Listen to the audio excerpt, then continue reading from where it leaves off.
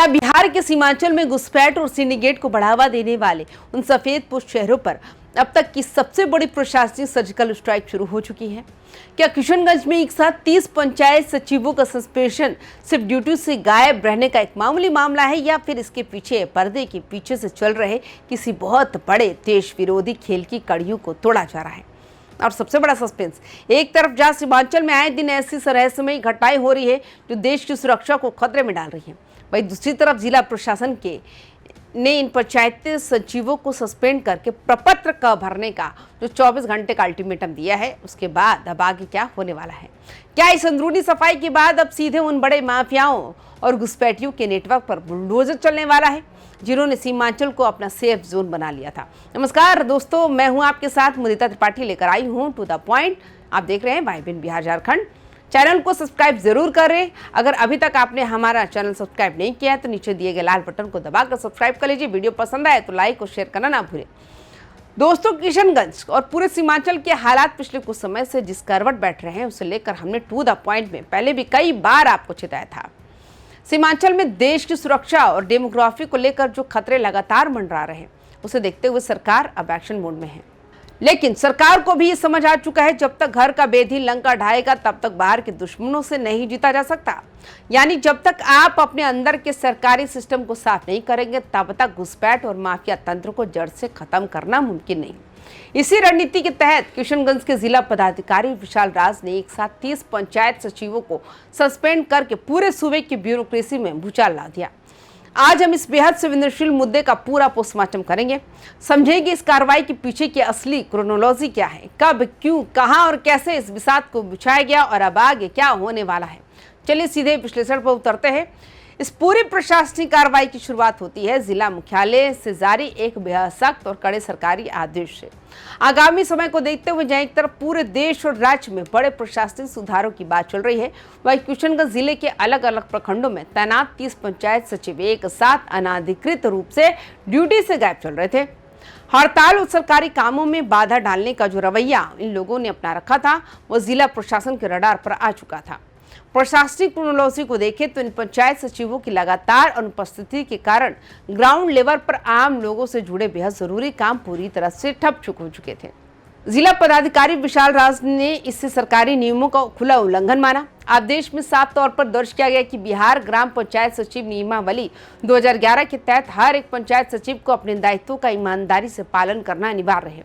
इसके बावजूद बिना किसी सूचना के गायब रहना बिहार सरकारी सेवक आचरण नियमावली 1967 के नियम तहत 3(1) का सीधा उल्लंघन है। इसी को आधार बताते हुए पंचायती राज विभाग के कड़े निर्देश पर बिहार सरकारी सेवक वर्गीकरण, नियंत्रण एवं अपील नियमावली 2005 के तहत इन सभी 30 कर्मियों को तत्काल प्रभाव से सस्पेंड कर दिया गया।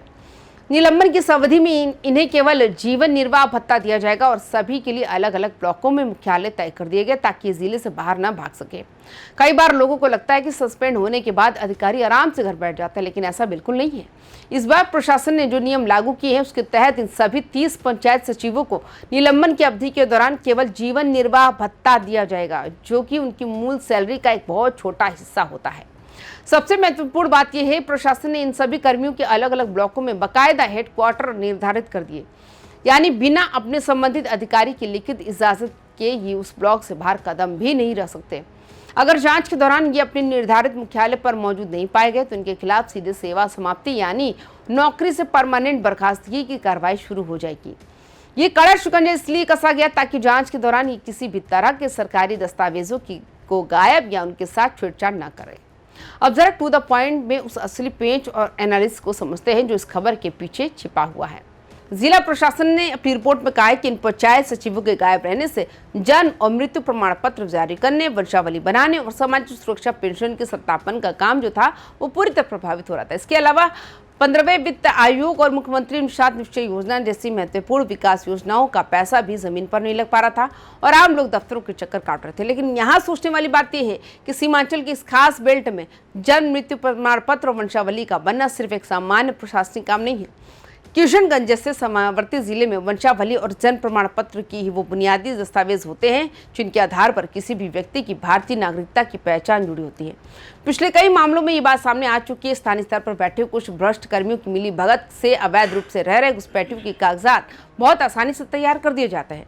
जब सरकार और खुफिया एजेंसियों ने इन दस्तावेजों की स्क्रूटनी और जांच का दायरा बढ़ाना शुरू किया तो अचानक इन पंचायत सचिवों का इस तरह अनधिकृत रूप से गायब हो जाना और हड़ताल का बहाना बनाना एक बहुत ही बड़ी साजिश की तरफ इशारा करता है।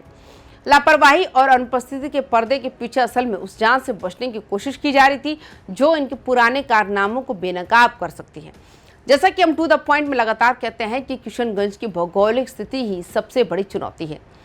तीन तरफ से अंतर्राष्ट्रीय और अंतर्राज्यीय सीमाओं से घिरे होने के कारण यहाँ का प्रशासनिक तंत्र हमेशा हाई अलर्ट पर होना चाहिए। जब भी मैदानी स्तर पर वंशावली या स्थानीय निवास प्रमाण पत्र बनाने की बात आती है तो पंचायत सचिव की रिपोर्ट ही सबसे पहला और मुख्य आधार होती है। अगर इसी स्तर पर लापरवाही होगी या जानबूझकर बैक डेट में कागजात तैयार करने का खेल चलेगा तो बाहर से आने वाले संदिग्ध तत्वों को भारतीय नागरिकता का कानूनी कवच मिल जाता है। पिछले कुछ सालों में जो डेमोग्राफिक बदलाव देखने को मिले हैं उसके पीछे कहीं न कहीं इस तरह की प्रशासनिक ढिलाई और मिली भगत काम कर रही थी।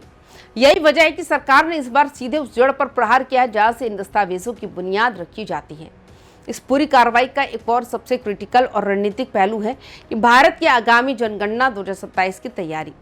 जिला प्रशासन ने साफ तौर पर माना है कि इन पंचायत सचिवों की गैर मौजूदगी की वजह से जनगणना 2027 से जुड़ी जमीनी रिपोर्ट और प्रशासनिक कामकाज बेहद धीमा हो गया था।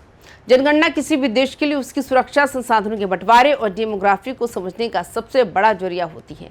सीमांचल के इलाकों में जहां आबादी के असंतुलन को लेकर लगातार गंभीर सवाल उठते रहे वहां जनगणना के आंकड़ों का बिल्कुल सटीक और पारदर्शी होना देश की सुरक्षा के लिहाज से बेहद जरूरी है। पंचायत सचिव ही वो जमीनी कड़ी होते हैं जो एक तरफ घर का डेटा और परिवारों की सही जानकारी सरकारी रिकॉर्ड में दर्ज कराते हैं। अगर इस संवेदनशील काम में लगे अधिकारी ही गायब रहेंगे या डेटा के साथ किसी भी हेरफेर को बढ़ावा देंगे तो देश की सुरक्षा ढांचे में बहुत बड़ा लूपहोल पैदा हो जाएगा। यही वजह है सरकार ने जनगणना के काम में किसी भी तरह की कोताही को बर्दाश्त नहीं किया और इस देश के कानून और प्रशासनिक व्यवस्था के साथ सीधा खिलवाड़ मानते हुए ये बड़ा हंटर चलाया। इस पूरी कार्रवाई को हमें एक और बड़े जुड़े हुए घटनाक्रम के तौर पर देखना होगा। कुछ समय पहले ही किशनगंज में कानून व्यवस्था और अपराधियों के खिलाफ सख्त कदम न उठाने के आरोप में खुद अनुमंडल पुलिस पदाधिकारी यानी एसडीपीओ को भी सस्पेंड किया गया था। उसके बाद कई थानों के प्रभारियों पर भी गाज गिरी थी। यानी ये कोई अचानक लिया गया फैसला नहीं बल्कि बिहार सरकार के गृह विभाग और पंचायती राज विभाग की एक सोची समझी रणनीति का हिस्सा है।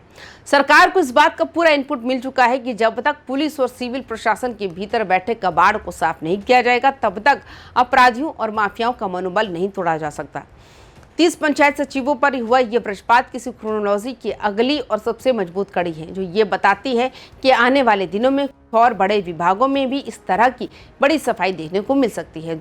तो अब सबसे बड़ा सवाल चौतरफा कार्रवाई और अंदरूनी सिस्टम की इस बड़ी सफाई के बाद आगे क्या हो सकता है। सीमांचल की राजनीति और प्रशासन में इसके क्या दूरगामी परिणाम देखने को मिलेंगे। जिलाधिकारी विशाल राज ने जिले के सभी प्रखंड विकास अधिकारियों को बेहद सख्त निर्देश जारी किया है कि सभी बीडीओ को आदेश दिया गया कि वे इन संबंधित पंचायत सचिवों के खिलाफ आरोप पत्र यानी प्रपत्र क तैयार करके 24 घंटे के भीतर जिला पंचायत शाखा को सौंप दें। इसका मतलब साफ है कि मामला सिर्फ सस्पेंशन पर खत्म नहीं होगा बल्कि इनके खिलाफ विभागीय जांच के जरिए इन्हें सीधे नौकरी से बर्खास्त करने और वित्तीय अनियमितता मिलने पर जेल भेजने की तैयारी भी पूरी कर ली गई। टू द पॉइंट के एनालिसिस के मुताबिक ये कार्रवाई असल में एक बड़े क्लीनिंग ऑपरेशन का हिस्सा है। पिछले दिनों भी किशनगंज में कानून व्यवस्था में ढिलाई बरतने और लापरवाही के आरोप में तत्कालीन एसडीपीओ समेत कई बड़े पुलिस और प्रशासनिक अधिकारियों पर गाज गिरी थी। प्रशासन का सीधा विजन है कि इससे पहले कि हम सीमांचल में सक्रिय पशु तस्करी, जमीन माफिया और घुसपैठ को बढ़ावा देने वाले बाहरी सिंडिकेट पर बड़ी चोट करे, हमें उस अंदरूनी सरकारी तंत्र को पूरी तरह से दुरुस्त या सस्पेंड करना होगा जो पैसों के लालच में इस सिंडिकेट को ऑक्सीजन दे रहा था। इन 30 सचिवों के हटने के बाद अब जिला प्रशासन अन्य कनिष्ठ कर्मियों को प्रभारियों के जरिए रुकी हुई योजनाओं जैसे जन्म मृत्यु प्रमाण पत्र और पेंशन सत्यापन के काम को युद्ध स्तर पर शुरू करने जा रहा है। साथ ही जनगणना 2027 की तैयारियों को भी सीधे सीसीटीवी और डिजिटल मॉनिटरिंग के दायरे में लाया जाएगा ताकि कोई भी बिचौलिया या माफिया इसमें अपनी पैठ न बना सके। किशनगंज जिला प्रशासन का ये कदम ये साफ संदेश देता है कि सीमांचल में अब लापरवाही, अनधिकृत अनुपस्थिति और देश के कानूनों के साथ मजाक बर्दाश्त नहीं किया जाएगा। अगर कोई सरकारी सेवक अपने पद का दुरुपयोग करके या काम छोड़कर सिस्टम को ठप करने की कोशिश करेगा तो उसके खिलाफ इसी तरह बिना किसी नरमी के एक्शन लिया जाएगा। अब देखना यह है कि प्रपत्र क के दाखिल होने के बाद इस पूरे नेटवर्क के पीछे छिपे कौन कौन से और बड़े नाम सामने आते हैं। तो दोस्तों, आपको क्या लगता है, क्या किशनगंज के इस अंदरूनी सिस्टम को साफ करके ही सीमांचल में फैले माफिया और घुसपैठ के नेटवर्क को पूरी तरह से ध्वस्त किया जा सकता है? जिला प्रशासन इस कड़े फैसले पर आपकी क्या राय है, नीचे कमेंट बॉक्स में जरूर साझा करिए। टू द पॉइंट में आज के लिए बस इतना ही। फिर मिलेंगे अगले नए एपिसोड के साथ। तब तक के लिए रखिए अपना ख्याल। नमस्कार।